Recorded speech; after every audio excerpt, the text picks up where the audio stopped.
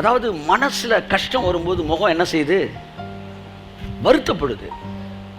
ஆனா இந்த வருத்தத்தை போக்கக்கூடிய விசுவாசம் உள்ள வரும்போது, விசுவாச வார்த்தைகள் உள்ள வரும்போது என் முகம் தெளிர்ச்சி அடையுது. அப்ப எது முக்கியம்? என் வாழ்க்கையில விசுவாசத்தை தரக்கூடிய வார்த்தை எங்க பிரசங்கிக்கப்படுதோ அதுதானையா முக்கியம்?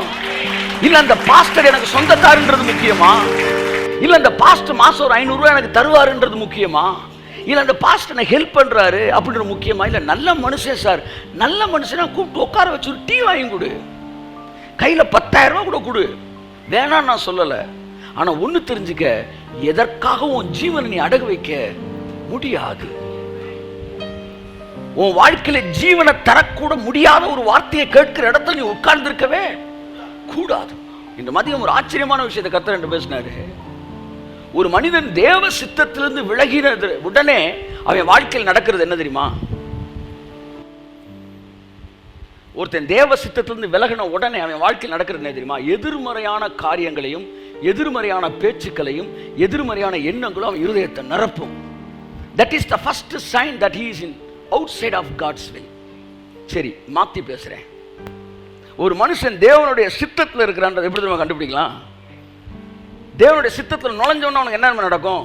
முதலாவது பாசிட்டிவான எண்ணங்கள், பாசிட்டிவான வார்த்தைகள், பாசிட்டிவான அட்மாஸ்பியர்.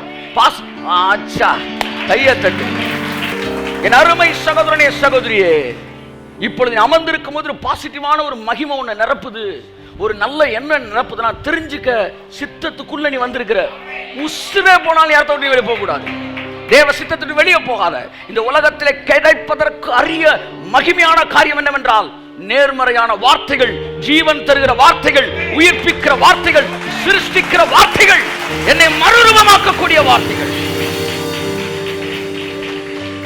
ஆதாம் சித்தத்துக்குள் இருக்கும் வரை தேவனுடைய சத்தத்தை கேட்டான். அந்த கிரியேட்டிவ் ஃபோர்ஸ் அவனுக்குள்ள கிரியை செஞ்சுக்கிட்டே இருந்துச்சு. ரொம்ப நீங்க ரிஸ்க் எடுக்க வேணாம். ஆவிக்குரிய வாழ்க்கையில விசுவாசிக்கிறீங்களா? ரொம்ப ரிஸ்க் எடுக்க வேண்டாம். அப்படியே தானா சொல்லுங்க, நல்லா சொல்லுங்க, திரும்ப சொல்லுங்க. அப்படியே தானா வந்துகிட்டு இருக்கும். உங்களை சுத்தி பேக்கப் கொடுத்துக்கிட்டே இருப்பாரு. இங்க டல்லா இங்கனக்குள்ள போவீங்களா, அங்கனக்குள்ள ஒருத்தனை வச்சிருப்பாரு. அப்படியே உங்களை தூக்கி விடுவான். கொஞ்சம் டல்லா அங்கனக்குள்ள ஒருத்தனை வச்சிருப்பாரு. That is what God given backup, the people who are in God's will. ஆனா அந்தோ பரிதாபம், சாபக்கேடு. தேவனுடைய சித்தத்தை விட்டு வெளியே இருக்கிறவர்களுக்கு தங்கள் வாழ்க்கையிலே எதிர்மறையான நினைவுகளினாலும் வியாதிகளை குறித்து பயமுறுத்துதலினாலும் அவர்கள் கலங்கி போயிருக்கிறார்கள். எதிர்காலம் இருளாயிருக்கிறது அவர்களுக்கு. குழப்பத்தில் வாழ்கிறார்கள், தரித்திர எண்ணங்களில் வாழ்கிறார்கள். அவர்களால் எழுந்து நிற்போம் என்கிற எண்ணம் அவர்களுக்குள் இல்லை. காரணம், விசுவாசத்தை தரக்கூடிய தேவனுடைய வட்டத்தில் அவர்கள் இல்லை. தேவ சித்தத்தில் வந்தவனுக்கு இருக்கிற மிகப்பெரிய ஆசீர்வாதம், அவனுடைய விசுவாசத்தை ஊற்றை போல வளர வைக்கக்கூடிய ஒரு வேலையை தேவன் அவனுக்கு செய்து கொண்டே இருக்கிறார். அப்ப நான் கர்த்தருக்கு நன்றி சொன்னேன். ஆண்டவரே, எவ்வளோ பிரச்சனைகளை என் வாழ்க்கையில் நான் பார்க்கிறேன், ஆனால் எதுவும் என்னை அசைக்கவில்லை. காரணம், நான் சமீபத்தில் கூட நான் சாட்சி சொல்லிட்டு, அந்த சாட்சியை விட மேலான பல காரியங்கள் எல்லாம் நான் போராடி பை காட்ஸ் கிரேஸ் ஜெயிச்சிருக்கிறேன். நான் பார்த்துருக்கேன். கர்த்தர் ஜெயிக்க வச்சாரு. அப்போ இந்த 6 மாதம் 7 மாதம் இந்த பிரச்சனைலாம் என் குழந்தைக்கு இந்த மாதிரி இருந்துச்சு. இவைகள் மத்தியில் நான் தேவனுடைய வார்த்தையை சந்தோஷமாக பிரசங்கித்தேன்னு சொன்ன வார்த்தையை சிலர் எப்படி எடுத்துக்கிட்டாங்கன்னா பரவாயில்லையா, வைராக்கியமான பிரசங்கியான்னு சொல்லி தே ஆர் என்கரேஜிங் மீ. உங்களை பார்த்து நாங்கள் ஆச்சரியப்பட்டோம்னு. ஏதோ இடத்துல தப்பு நடந்திருக்கு, என் மனசு சொல்லுது. இந்த credit it comes to you. இவ்வளோ பிரச்சனை மத்தியில் நின்று தைரியமாக பிரசங்கிச்சிங்கன்னு சொல்லும்போது ஏதோ ஒன்று என்ன நோக்கி வருது. ஆனால் நான் சொல்ல வந்தது அதுவே இல்லை. இவைகள் மத்தியிலும் இந்த துக்கத்தை தாண்டி நான் சந்தோஷமா நின்று பிரசங்கிச்சேன்னு சொல்லவே வரல. ஆனால் தவறாக புரிந்து கொள்ளப்பட்டது. நடந்தது என்னன்னா, இவ்வளவு துக்கத்தின் மத்தியிலும் அந்த துக்கம் ஒண்ணுமே இல்லை என்று என்னை உணர வைக்கக்கூடிய தேவனுடைய வல்லமை, தேவனுடைய விசுவாசம் என்னுடைய பிரச்சனையை என்னையே மறக்க செய்து தேவ சமூகத்தில் சிங்கத்தை போல கர்ஜிக்க வைத்தது. The credit it goes to God's presence and God's power. இந்த இடத்தில் நான் அல்ல, எவன் இருந்தாலும் இதைத்தான் செய்திருப்பான். தேவனுடைய பிரசன்னத்தில் இருக்கிறவர்களுக்கு அது ஒரு கிருபை. அது மனித முயற்சி அல்ல, மனித வல்லமை அல்ல. அப்ப தேவனுடைய கர்த்தாவே, உங்க சமூகத்தில் இருக்கிற எவ்வளவு பெரிய பாக்கியம், பிரச்சனை எல்லாம் ஒண்ணுமே இல்லை அப்படின்னு ஒரு தைரியம் வரும் உங்களுக்கு. விசுவாசம் தானா ஆப்ரேட் ஆகும். அதிலே கண்டுபிடிச்சுக்கணும் நீங்க சரியான இடத்துல இருக்கிறீங்க. எனக்கு இங்க வந்தா அப்படி இருக்கு சார். அப்ப இதுதான் தேவன் உங்களுக்கு குறித்த மலை, அதை மறந்துடாதீங்க. ஏன்னா வாழ்க்கையில ஜீவன் ரொம்ப முக்கியம், ஆரோக்கியம் ரொம்ப முக்கியம், ஐஸ்வர்யம் ரொம்ப முக்கியம், ரட்சிப்பு ரொம்ப முக்கியம். இது எங்க இருக்கும்போது ஆப்ரேட் ஆகுது அங்க அதை விட்டுறவே கூடாது. இது இட் இஸ் நாட் கேக். சொல்லுங்க, it is not cake. God's word எல்லாம் சொல்லுங்க, இட் இஸ் நாட் கேக். ஆமா, கேக் எப்போ எடுப்பீங்க? கிறிஸ்மஸ் எடுப்பீங்க, அடுத்து பர்த்டே எடுப்பீங்க, அடுத்து ஃபெஸ்டிவல் ஏதாச்சும். இயேசு கிறிஸ்து வார்த்தையை கேக்குக்கு கம்பேர் பண்ணி சொல்லல, வார்த்தையை பிரெட்டுக்கு கம்பேர் பண்ணாரு. பிரெட்னா டெய்லி பிரெட். கையை தட்டு. ஆமென், ஆமென். நல்லா நல்லா நல்லா நல்லா நல்லா. So the spoken word, the powerful word, இத நீங்க கேக் சாப்பிடுற மாதிரி என்னைக்கு உட்கார்ந்து சாப்பிடுறது இல்ல, அது பிரெட் மாதிரி டெய்லி சாப்பிட வேண்டியது. The presence will transform my personality. ஷக்குரே மேனே ஹம் துனா மானாதியா. பாஸ்டர்ஸ் மீட்ல தான் பேசினேன். God's presence will transform your personality. பிரசன்ஸ்ல இருந்து வரவனுடைய பர்சனாலிட்டியே வேற. அவன் அமெரிக்க அதிபர் அருகிலே அமர்ந்திருந்தாலும் அவன் பர்சனாலிட்டி வேற மாதிரி இருக்கும். ஆனா அதை பார்க்கறதுக்கு அழகா இருக்கும், திமிரா இருக்காது. ஆனா மாம்சத்தில் இருக்கிறவன் ஒரு கவுன்சிலர், ஏரியா கவுன்சிலருக்கு முன்னாடி நின்னாலும் அவன் பர்சனாலிட்டியே வேற. பில்லி கிரஹாம், இந்த பக்கம் ஜார்ஜ் புஷ் உட்கார்ந்துருக்காரு, இந்த பக்கம் பில் கிளின்டன் உட்கார்ந்துருக்கிறார். இவங்க எல்லாருக்கும் உடன் சேர் போட்டிருக்கிறாங்க. அந்த சேர்ல இவர்கள் அமர்ந்திருப்பது சீட்டு நுனியில் இப்படி உட்கார்ந்துருக்கிறாங்க. நடுவில் பில்லி கிரஹாம் போட்டிருக்காங்க குஷன். அப்படி உட்காந்து அப்படி சாஞ்சிருக்காரு. பக்கத்தில் இருந்த அமெரிக்க அதிபர், முன்னாள் அதிபரும் கரண்ட் அதிபரும் உட்காந்துருக்காங்க. கண்டுக்கவே இல்லை. ஆனால் அதில் ஒரு மரியாதை தெரியுது, அது ஒரு அன்பு தெரியுது. அந்த மனுஷன் இவங்களெல்லாம் விட பெரிய ஆளோட தொடர்புடையவர். அந்த என் வாழ்க்கையில், என் பைபிளில் அந்த போஸ்ட்டை திறந்து பார்த்து பல வருஷமா நான் வச்சிருந்தேன். ஆண்டவரே, இப்படி ஒரு தேவ மனுஷன் நான் இருக்கணும் ஆண்டவரே. எங்களுக்கு தெரிஞ்ச தேவ மனுஷன்லாம் அம்மா நம்ம மத்தியில் வந்திருக்கிறார்கள், ஐயா நம்ம மத்தியில் வந்திருக்கிறார்கள், நமக்காக அவர்கள் மாதந்தோறும் உதவி செய்கிறார்கள். இந்த பில்லி கிரஹாம் செஞ்ச மாதிரியே நீங்க மாம்சத்துல செய்யணும்னு நினைச்சீங்கன்னு வச்சுக்காங்களேன்,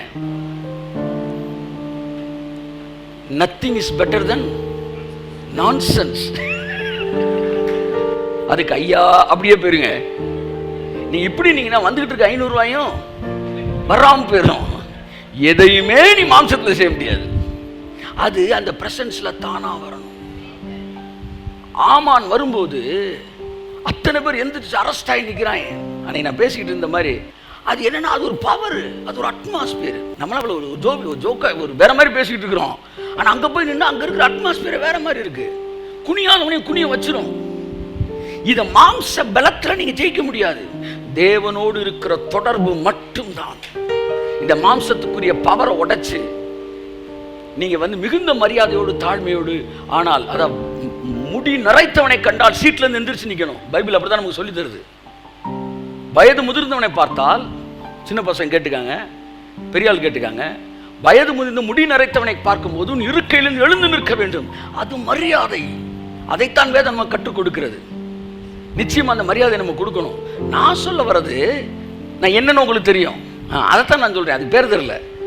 அப்ப பிரசன்ஸ்ல இருக்க ஒருத்தருடைய பர்சனாலிட்டி மாறுது. ஸோ தொடர்ந்து ஏனோக்கு தேவனோடு சஞ்சரித்து கொண்டே இருந்தானா.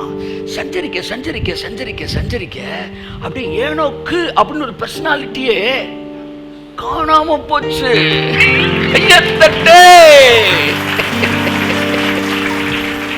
சார் பர்சன் காணாம போல, பர்சனாலிட்டிய காணாம போச்சு. அவன் காணப்படாமல் போனான். சோ தேவன் அனுமதித்த இடத்திலே ஒரு பெரிய மகிமை, பிரேயர், அதாவது ஃபெய்த்தையும் வில் ஆஃப் காடையும் கனெக்ட் பண்றேன். Okay, faith and will of God. நான் ஃபெய்த் அண்ட் ஆஃபரிங் பேச வந்தேன், ஆனால் ஆவியான ஃபெய்த் அண்ட் ப்ரேயரைக்குள்ளே கொண்டு போனனால அப்படியே பேசிக்கிட்டு இருக்கிறேன். ஃபெய்த்தையும் வில் ஆஃப் காடையும் கனெக்ட் பண்ணேன். when you are in God's will, faith தானாக வளரும். அது ஒரு பெரிய கிருபை சார். நான் எங்கெங்கெல்லாம் சுற்றிட்டு, ஆனால் என் வீட்டில் வந்து நான் உட்காந்து அப்படி என் பைபிளு, என் டைரி, சரியா, என் டைரி, நான் வச்சிருக்க புக்கு டிவைன் ஹீலிங், வந்து இந்த மவுண்டன் மூவிங் ஃபெய்த், இப்படிலாம் புக்கெலாம் படிச்சுக்கிட்டு இருப்பேன் பார்த்தீங்களா. இந்த புக்கு இப்போ நான் வெளியில் போயிட்டு என் வீட்டுக்குள்ளே வந்த உடனே நான் என்ன ஃபீல் பண்ணுறேன்னா, நான் என்ன ஒரு ராஜாவாக உணர்றேன். ஃபஸ்ட்டு இந்த புக்கு டைரி இதெல்லாம் பார்த்தா என்னுடைய படை வீரர்களாக தெரியுறாங்க, அமைச்சர்களாக தெரியுறாங்க, ஒரு பெரிய அரசாங்கம் என்ன சுற்றி இருக்குது. அந்த புக்கை பார்க்குறப்ப எனக்கு ஒரு தைரியம், ஆஹா நம்ம இப்போ வேற ஒரு மண்டலத்தில் இருக்கிறோம். வெளியே போகும்போது இது நடக்காதுன்னு சொல்லிட்டு இருக்கிறாங்க, உள்ளே வரும்போது அங்கே இடபிள்யூ கன்னியான் இருக்கிறாரு, அங்கே வந்து பெரிய பெரிய ஆட்கள் இருக்கிறாங்க. அவங்க என்ன சொல்கிறாங்க, இதெல்லாம் ஒரு மேட்ரு இல்லடா, எல்லாம் நடக்குறாங்க. தேவன் போன்ற இத்தனை திரளான சாட்சிகள் நம்மை சூழ்ந்திருக்க, அதனால தான் என்ன விரும்புகிறேன், அவங்களோடய வாழ விரும்புகிறேன், அந்த மண்டலத்தில் இருக்க விரும்புகிறேன். இடபிள்யூ கன்யான், ஜாக்கோ, ஏ ஆலன் என்கிற வேறு மண்டலத்தில் வசித்தவர்கள், அலெக்சாண்டர் டெவி, ஜாக், அவர் யாரு, ஜான் ஜி லேக், ஸ்மித் விகில்ஸ்வர்த், இவங்க எல்லாம் வீட்டில் பார்க்கும்போது அதெல்லாம் ஒன்றும் இல்லை தம்பி அப்படி நம்மளை சுற்றி நிற்கிறாங்க. அப்போ நான் என்ன பண்ணிட்டேன்னா, காட்ஸ் வில்லுக்குள்ளே வந்துட்டேன். வந்த உடனே அது புத்தகமாக எனக்கு தெரியல, ஆளாவே தெரியுறாங்க. இந்த உலகத்தில் தான் நம்ம மூச்சு விட முடியும், இந்த உலகத்தில் நம்ம அந்த உலகத்தை ஜெயிக்க முடியும். அதனால தான் சொல்கிறேன், இப்பேற்பட்ட உலகத்திலே சஞ்சரியுங்கள். அப்போ தெரியுதுல்ல சார். நான் கேட்குறேன், ஒரே ஒரு கேள்வி கேட்குறேன். பக்கத்து பலசர கடையில் பருப்பு விற்றாலும் நான் கண்ணன் டிபார்ட்மெண்டல் ஸ்டோரில் தான் வாங்குவேன்னு புரியல. தூரமாக இருந்தாலும் பருப்பு, ஆஃப்டர் ஆல் பருப்பு,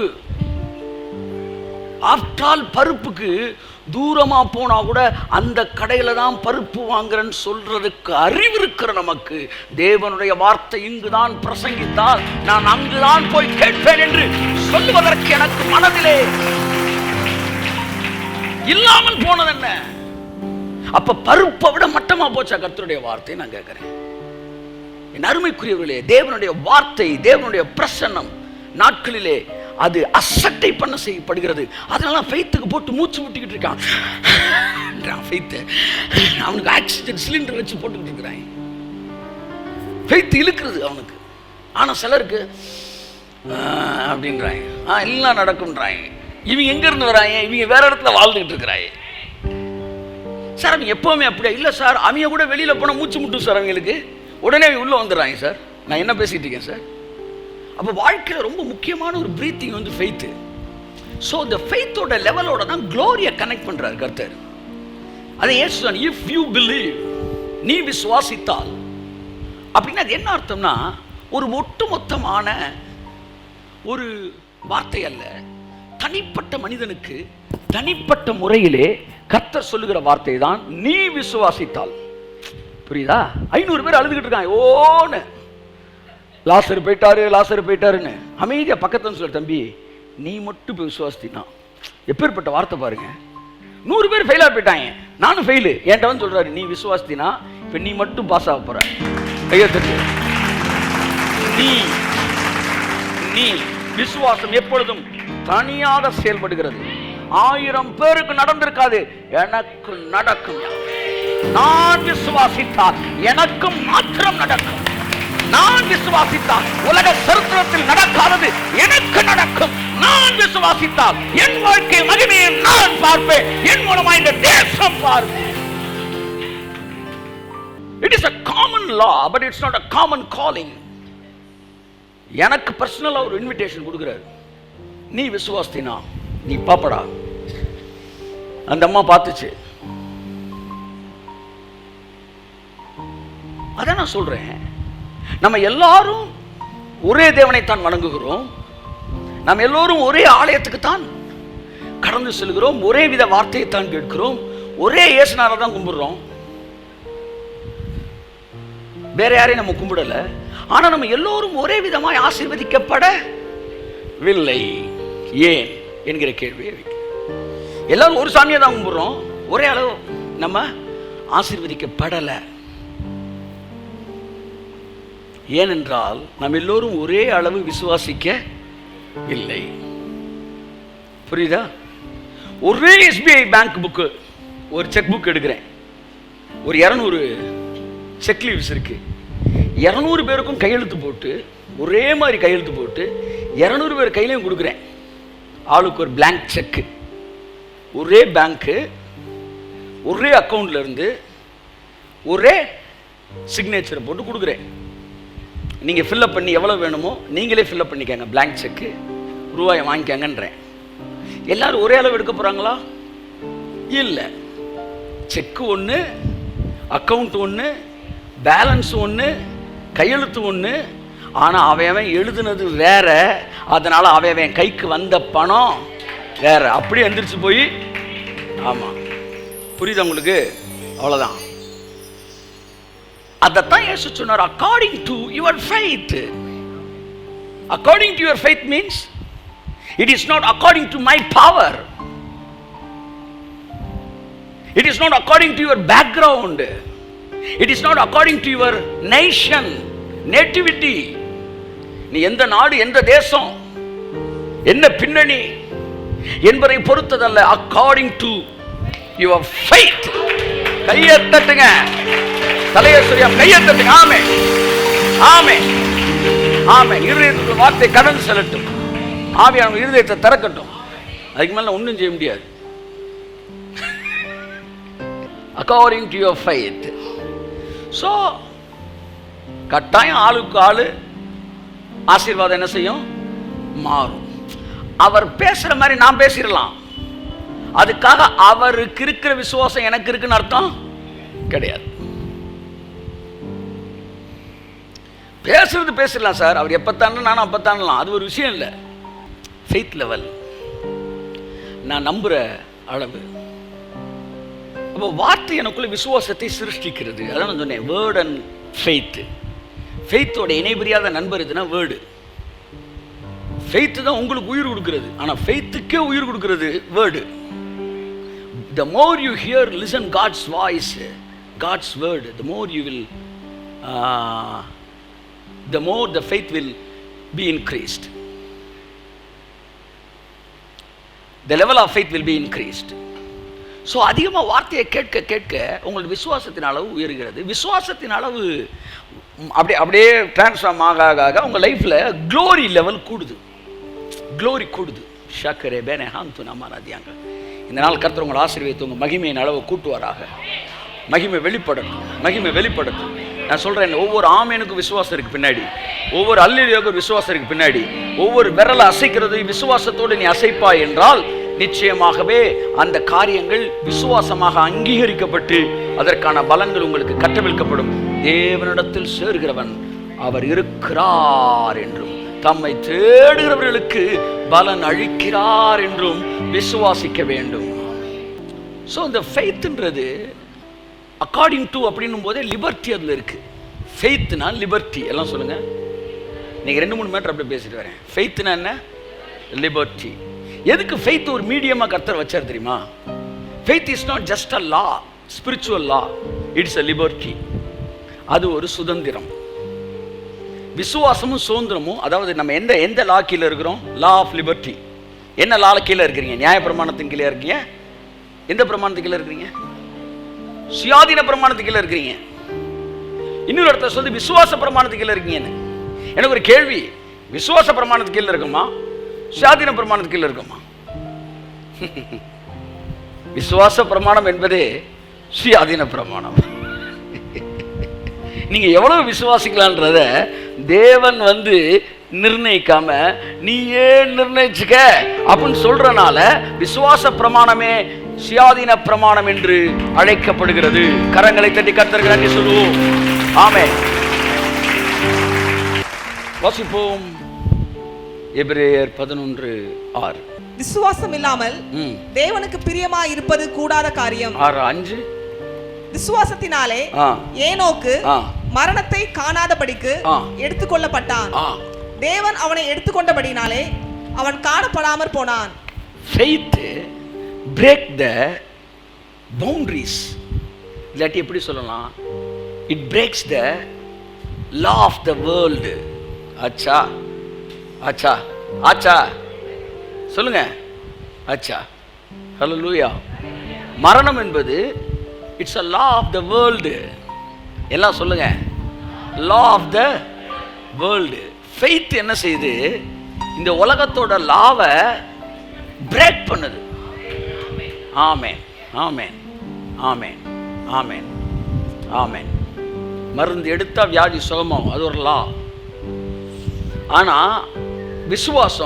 விசுவாசத்தினாலே சுகம் நடக்கும்போது அது என்ன செய்யுது? அந்த லாவை பிரேக் பண்ணுது. நிறைய பேர் சொல்லுவாங்க, விசுவாசிக்கிற நல்லதுதான், அது இல்லாம எப்படி? அது இல்லாம பண்றது தானே விசுவாசமே. இல்ல நிச்சயம் பணக்காரன் ஆயிரலாம் இந்த வருஷத்துக்குள்ளன்றீங்க.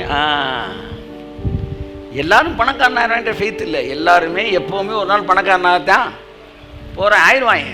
ஒழுங்கா உழைச்சா மெதுவாக ஆயிடுவாங்க. அது ஃபெய்த் இல்லை. எது எவ்வளவு நாள்ல இது முடியாது அப்படின்னு நினைக்கிறோமோ அவ்வளவு நாளைக்குள்ள ஒன்று நடந்தா அதுக்கு பேர் தான் ஃபெய்த். அதான் அடிக்கடி இவர் சொல்லுவாரு, போங்கே சொல்லுவாரு, செய்ய முடிந்ததை நாம் செய்வதற்கு விசுவாசம் நமக்கு தேவையில்லை, அதை நீயே போய் செஞ்சிரு. உன்னால் செய்ய முடியாததை கையை தட்டு.